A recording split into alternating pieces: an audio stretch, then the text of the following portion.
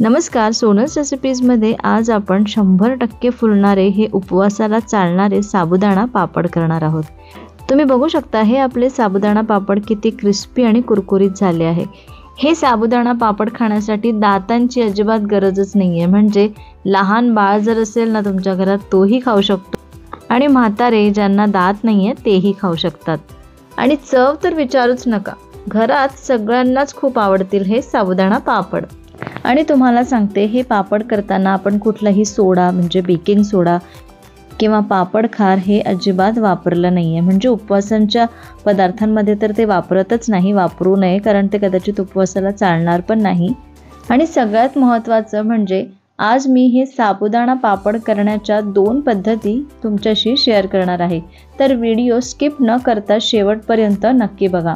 चला तर आजच्या आपल्या या साबुदाणा पापड या रेसिपीला सुरुवात करूया। आता साबुदाणा पापड करायचे म्हटलं तर सगळ्यात महत्त्वाची स्टेप म्हणजे साबुदाणा भिजवणे। तर मी हा साबुदाणा रात्री भिजत ठेवलेला होता, तर मी इथे अर्धा किलो साबुदाणा घेतला आणि तो भिजवून घेतला आहे। प्रमाण जे आहे ते मी वजनी प्रमाण न सांगता वाटीने सांगणार आहे, कारण जेव्हा आपण घरामध्ये करतो तेव्हा वजन काटा वगैरे सगळ्यांकडे असतोच असं नाही, म्हणून आपण जी घरातली आपली वाटी असते ना त्याने इथे मोजून घेणार आहोत। आता ही जी वाटी आहे किंवा मी जो काही कप वापरणार आहे किंवा जे काही भांडं वापरणार आहे, तर हे प्रत्येकाच्या घरी असतंच। तर हे तुम्हाला दिसत असेल, हे जे माझ्याकडे भांडं आहे त्याने मी 1 भांडं घेणार आहे। आता साबुदाणा कसा भिजला पाहिजे, तर साबुदाणा छान सॉफ्ट असा भिजला पाहिजे। मी साबुदाण्याची खिचडी करण्याचा माझा एक छानसा व्हिडिओ आहे, त्यामध्ये सांगितलं आहे की आपल्याला कितपत साबुदाण्यामध्ये पाणी असायला पाहिजे, तर तो पण तुम्ही तिथे व्हिडिओ बघू शकता, किंवा मी म्हणजे बाजूला इथे आय बटनमध्ये मी ती रेसिपी शेअर करेल तुमच्याशी, तुम्ही तिथे बघू शकता। किंवा इतकं लक्षात ठेवायचं की साबुदाणा पूर्ण बुडतपर्यंत आणि त्यावरती 1 इंच पाणी आपल्याला ठेवायचं आहे। तर आता तुम्ही बघू शकता इथे मी हे जे भांडं आहे ते पूर्ण साबुदाण्याने भरून घेतलेलं आहे, तर हा भिजवलेला साबुदाणा आहे हे लक्षात ठेवायचं आहे। त्यानंतर इथे मी पाणी ठेवलेलं आहे बॉईल करायला, म्हणजे उकळायला ठेवलेलं आहे। जेवढा आपण साबुदाणा घेणार आहोत त्याच्या दुप्पट आपल्याला पाणी उकळायला ठेवायचं आहे, आणि त्यापैकी मी अर्धा ग्लास पाणी किंवा 1 कप पाणी यामधून काढून घेतलेलं आहे। हे पाणी यासाठी काढायचं कारण कधीकधी साबुदाणा जर जास्त भिजलेला नसेल तर तो पाणी जास्त शोषून घेईल, पण व्यवस्थित जर भिजलेला असेल साबुदाणा तर जास्त पाणी आपल्याला लागणार नाही, म्हणून यातलं थोडंसं जर पाणी आपण काढून ठेवलं आणि वेळेवर आपल्याला परत नंतर टाकायची गरज पडली तर हे आपण परत टाकू पण शकतो। त्यानंतर यामध्ये मी 3 चमचे मीठ घालून घेतलं, किंवा चवीपुरतं मीठ घालून घ्यायचं आहे, आणि याला छान उकळी आणायची आहे। पाण्याला छान उकळी आलेली आहे। आता यामध्ये आपल्याला हा जो साबुदाणा आहे तो घालायचा आहे। तर हा 1 भांडं मी यामध्ये साबुदाणा घातला आणि याला चांगले 15 ते 20 मिनटं शिजवून घ्यायचे, किंवा हा जो साबुदाणा आहे तो व्यवस्थित ट्रान्सपरंट होतपर्यंत आपल्याला इथे हा साबुदाणा शिजवून घ्यायचा आहे।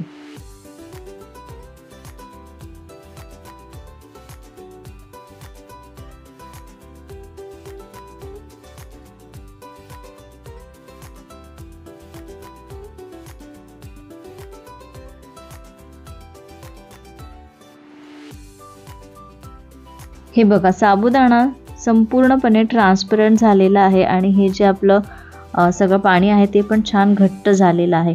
आता यामध्ये मी 2 मोठे बटाटे असे किसून घेतले आणि त्याला 2 ते 3 वेळा स्वच्छ धुवून घेतलं, त्याच्यातलं सगळं स्टार्च निघून जायला पाहिजे इतपत, म्हणजे पाणी एकदम क्लिअर असायला पाहिजे तोपर्यंत धुवून घ्यायचं। 3 ते 4 वेळा धुतलं तरी बस। आणि तो बटाट्याचा किस मी यामध्ये घातलेला आहे, आणि आता याला आपण फक्त 2 मिनटं परत शिजवून घेऊ। हे शिजत असतानाच यामध्ये आपल्याला चिली फ्लेक्स घालून घ्यायचा आहे, ऑप्शनल आहे, नाही घातलं तरी चालेल। आता मला थोडासा याच्यामध्ये थोडासा स्पायसीनेस असायला पाहिजे, म्हणून मग मी इथे चिली फ्लेक्स वापरले आहे, नाही घातलं तरीही काहीच हरकत नाही। आणि त्यानंतर आपल्याला यामध्ये जिरे घालायचे, जिरे मात्र नक्की घाला, कारण जिऱ्याची या पापडांना टेस्ट खूप छान येते। तर इथे मी 1 टेबलस्पून जिरे घातलेले आहे, आणि जिरे जे आहे ते सगळ्यात शेवटी घालायचं आहे, कारण जिऱ्याचा रंग असा पिवळा येतो आणि तो जर सुरुवातीलाच घातला तर हे जे आपले बटाट्याचे पापड आहे, सॉरी साबुदाण्याचे जे पापड आहे तर ते थोडेसे पिवळे होऊ शकतात तळल्यानंतर, किंवा असा पण त्याचा पिवळा रंग येतो. म्हणून सगळ्यात शेवटी जिरे घालायचे आणि गॅस बंद करून घ्यायचा. तर आता याला बघा किती छान उकळी आलेली आहे आणि आता आपण गॅस बंद करू. आता हे जे साबुदाण्याचे पापड आहे याला पळी पापड पण म्हणतात. तर कुठलेही पळी पापड करायला जास्त वेळ लागत नाही. तर मी पण इथे टेरेसवर आले आणि हा जो माझं पातेलं आहे साबुदाण्याच्या आपल्या पापडांचं ते मी घेऊन आले वर, आणि इथे खाली छानशी अशी साडी अंथरली आहे आणि त्याच्यावरती आपण हे घालून घेऊ. तर मी तुम्हाला इथे सजेस्ट करेल की आहे ना, तुमच्याकडे जर प्लास्टिकचा कागद असेल, म्हणजे अशी मोठी शीट असेल कागदाची, प्लास्टिकची, तर त्यावरती हे पापड टाका, म्हणजे ते इझिली निघतात.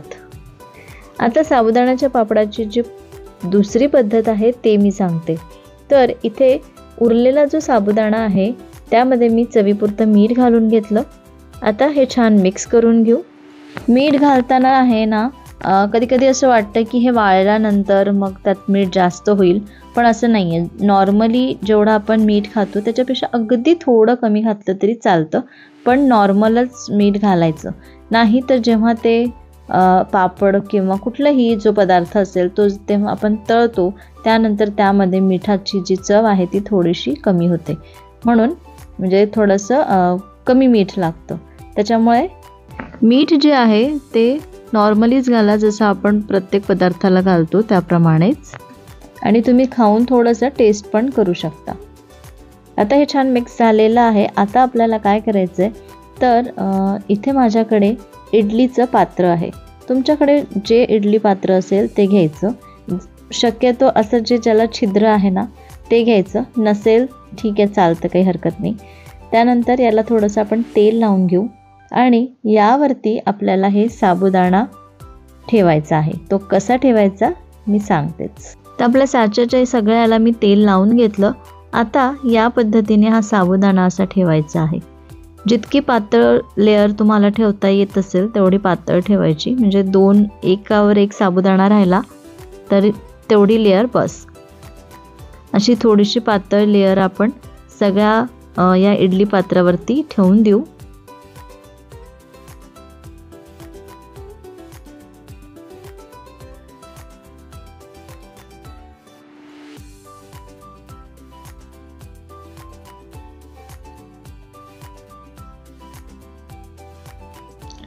आता मी दुसरीकडे इडली पात्र जे आहे ते गरम करायला ठेवलं आहे, म्हणजे त्याच्यामध्ये पाणी घालून ते उकळत ठेवलं आहे. या इडली पात्रामधलं आपलं पाणी पण छान गरम झालं. तर यामध्ये हे जे स्टँड आहे सगळे इडलीचे ते ठेवून देऊ. तर या पद्धतीने ठेवून द्यायचं आहे आणि याला 10 मिनटं आपल्याला मीडियम गॅसवरती वाफ काढून घ्यायची आहे.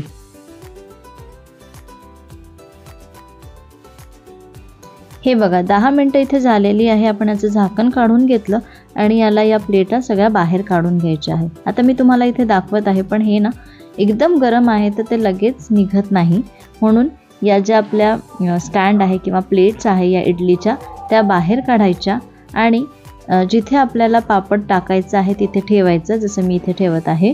आणि आपला जो चमचा आहे त्याला तेल किंवा थोडंसं पाणी लावून घ्यायचं. तेल आणि पाणी असं मिक्स लावलं तरी चालतं आणि त्याने असा कडा काढत काढत हा पापड यामधून काढून घ्यायचा आहे. यामध्ये काळजी एवढी घ्यायची, जर हा थोडासा जरी चिपकला तर या पापडाचा पूर्ण शेपच चेंज होतो. तर हे साबुदाणा एकमेकांना खूप लवकर असे पटकन चिटकून जातात, म्हणून काळजीपूर्वक हे पापड या पद्धतीने काढून घ्यायचं आहे. तर असे सगळे पापड मी काढून घेते आणि तुम्ही बघू शकता आपले सगळे पापड काढून झालेले आहे. आणि थोडे जे पापड आहे मी त्यामध्ये थोडासा लाल रंग घातला आणि परत मिक्स केलं आणि जसं आपण नॉर्मली आता जसं केले त्याच पद्धतीने सगळे पापड तयार करून घेतले.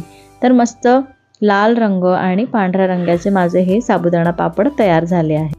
आता याला 3 दिवस मी छान मस्त वाळवून घेतलं.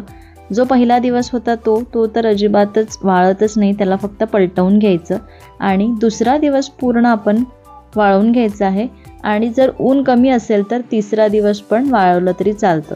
जर ऊन कडक असेल तर एका दिवसात पण हे म्हणजे 2 दिवसात पण हे पापड छान वाळतात. आता इथे मी तळून दाखवते की हा पापड आपला किती फुलला आहे. हे बघा, तेलामध्ये टाकल्या किती छान हा पापड आपला फुलत आहे. यामध्ये आपण कुठलाही सोडा किंवा पापड खार अजिबात वापरली नाही आहे, तरीही आपला हा पापड किती मस्त फुलतोय. आणि हा जो दुसरा पापड आपण तयार केला होता, वाफेवर तयार केलेला होता, तर हा पण किती सुंदर फुलतोय आणि किती छान त्याच्यातले जे साबुदाण्याचे बॉल्स आहे, साबुदाणा अगदी एक एक असा छान दिसतोय. मस्त टपोरा इथे झालेला आहे हा साबुदाणा. दिसतंय ना सुंदर? तर या दोन्ही पद्धतीने या उन्हाळ्यामध्ये हे साबुदाणा पापड नक्की करून बघा आणि मला कमेंट करून नक्की सांगा कसे झाले. आणि त्याचा फोटो पण तुम्ही शेअर केला तरी चालेल किंवा इंस्टाग्रामवरती पण तुम्ही मला फॉलो करू शकता अशा काही रेसिपीजसाठी. तिथे मी या काही रेसिपीज आहेत ते अपडेट करत राहते आणि तुमच्याशी शेअर करत राहते. आणि माझं जे इंस्टाग्राम हँडल आहे ते पण मी इथे स्क्रीनवरती शेअर करेल. त्याचं नाव आहे सोनल्स रेसिपीज. हे बघा, कच्चा पापड आणि हा फुललेला पापड म्हणजे तळलेला पापड, दोघांमध्ये किती फरक दिसतोय ना. अगदी दुप्पट तिप्पट इथे आपला हा पापड फुललेला आहे. इथे बॅकग्राऊंडला खूप आवाज आहे, त्याच्यामुळे मी हा तोडून दाखवतानाचा व्हिडिओ तुम्हाला म्हणजे ऑडिओ तुम्हाला ऐकवू शकत नाही. तर बघा, तुम्ही बघू शकता त्याचा टेक्स्चरवरूनच किती छान हा क्रिस्पी आणि मस्त क्रंची आपला पापड, कुरकुरीत पापड झालेला आहे. चला, तर ही मस्त अशी पापडांची रेसिपी आय होप तुम्हाला आवडली असेल. व्हिडिओ आवडला असेल तर लाईक करा, शेअर करा आणि सबस्क्राईब करायला विसरू नका. पुन्हा भेटू अशाच एका मस्त रेसिपीसोबत. तोपर्यंत धन्यवाद.